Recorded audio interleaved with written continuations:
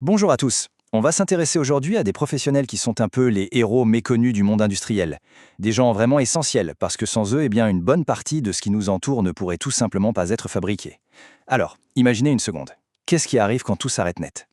Pensez-y, une usine entière, normalement pleine de bruit et d'activité, qui devient soudain silencieuse. C'est un silence qui coûte cher, très cher. On parle de centaines de milliers, parfois même de millions d'euros qui partent en fumée chaque heure. C'est précisément là, au cœur de ce chaos potentiel, que notre spécialiste entre en scène. Et pour bien comprendre ce métier, on ne va pas inventer des choses, non, on va aller directement à la source la plus fiable possible, le référentiel officiel du ministère du Travail français.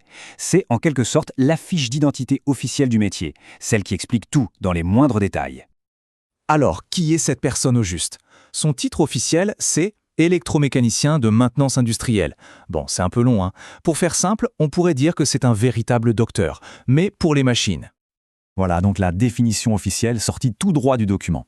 Et il y a deux mots-clés ici, maintenir et rétablir, c'est super important. Maintenir, ça veut dire qu'on n'attend pas que ça casse. On agit en amont, en prévention. Et rétablir, c'est quand le mal est fait. C'est lui qui vient ressusciter la machine. Il a donc cette double casquette, il est à la fois dans la prévention et dans l'action d'urgence. Et justement, ces deux facettes du travail, elles se concrétisent en deux missions très différentes. Deux ambiances presque opposées. D'un côté, la pression de l'urgence, et de l'autre, le calme de l'atelier. Et ce contraste, il est vraiment au cœur du métier. D'un côté, il y a l'adrénaline. On est sur la ligne de production. Une machine tombe en panne. Tic-tac, tic-tac. Chaque minute qui passe, c'est de l'argent perdu. La pression est à son maximum. Ça, c'est le dépannage d'urgence. Et puis, de l'autre côté, c'est le calme de l'atelier. Là, on a une pièce démontée, on prend le temps de la réparer, de la bichonner, loin du stress. C'est vraiment deux mondes, mais pour un seul et même métier.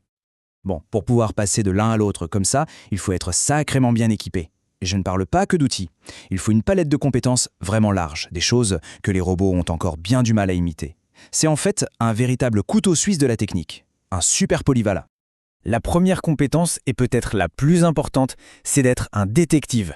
Parce qu'avant de sortir la clé à molette, il faut comprendre. C'est un vrai travail d'enquêteur. On écoute les témoins, c'est-à-dire les opérateurs de la machine, on étudie les indices, les plans techniques, on fait des tests, on prend des mesures, tout ça pour trouver le vrai coupable, la cause profonde de la panne. Parce qu'un mauvais diagnostic, ça peut coûter une fortune.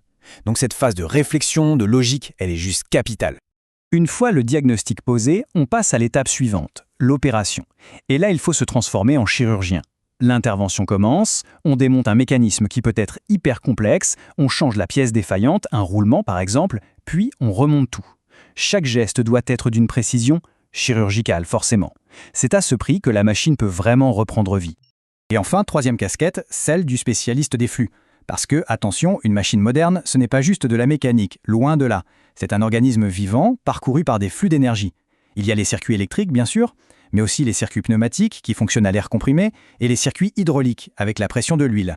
Il faut parler tous ces langages pour que la machine communique et fonctionne correctement.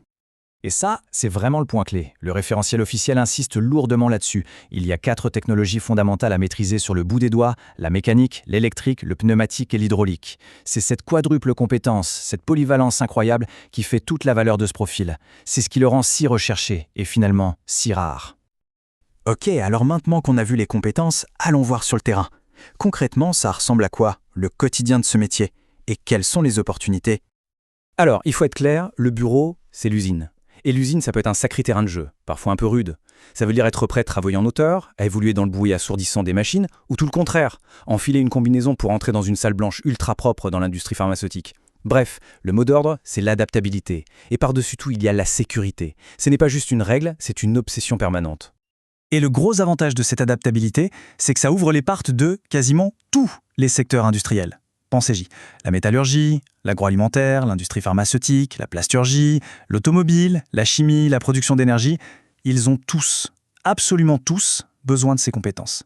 Alors oui, le nom sur la fiche de paie peut changer un peu, on parlera d'agent de maintenance, d'électricien de maintenance, mais au fond, la mission, elle, reste la même. Et attention, petit point, mais qui est crucial, on ne devient pas docteur des machines comme ça, en claquant des doigts, surtout quand il s'agit de toucher à l'électricité.